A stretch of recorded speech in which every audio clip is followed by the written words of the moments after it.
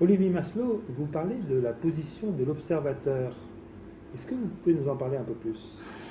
Oui, l'observateur a un lien direct avec, dans les neurosciences, le préfrontal.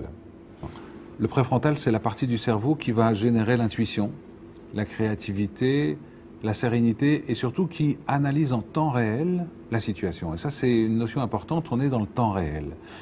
Il ne va pas se dire oui, mais la dernière fois c'était comme ça, etc., etc. Non, il va regarder ce qui se passe et il va apporter une solution qui va être la solution la plus adéquate parce que cette partie du cerveau a des informations que la partie en dessous, c'est-à-dire ce qu'on pourrait appeler le mental, n'a pas.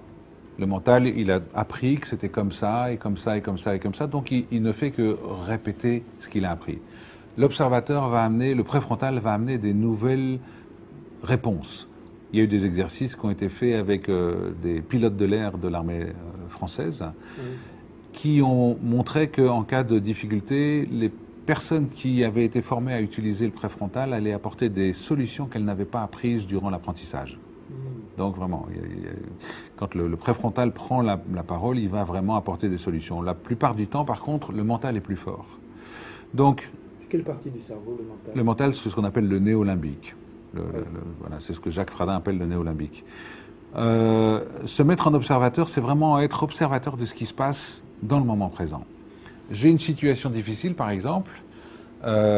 Si je suis dans le mental, je vais me dire, mais c'est pas possible, j'ai des problèmes, comment je vais faire pour ça, et ça, ça, ça, ça. Donc là, je suis vraiment, je dirais, cloisonné par rapport à ce que j'ai prévu, ce que je voulais faire et ce que je sais, etc. Si je me mets en observateur, c'est un peu comme si je prends l'hélicoptère, je me mets en métaposition, on va dire, et je regarde le truc avec plus de recul, je me dis, bah oui, alors, qu'est-ce que ça pourrait me permettre de faire d'autre que ce que j'avais prévu? Qu'est-ce que quoi pourrait me faire Qu'est-ce que cette situation pourrait m'inciter à faire d'autre que ce que j'avais prévu? Ah oui.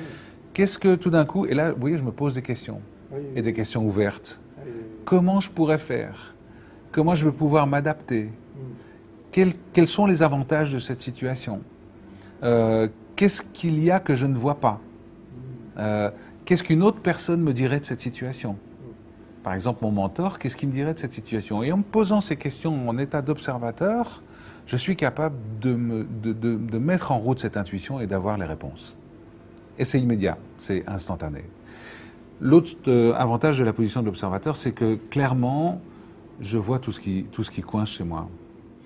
Par exemple, si j'ai vraiment un stress à parler en public, eh ben je peux percevoir quels sont les éléments, avec un peu plus de détails, quels sont les éléments précis qui m'empêchent de parler en public.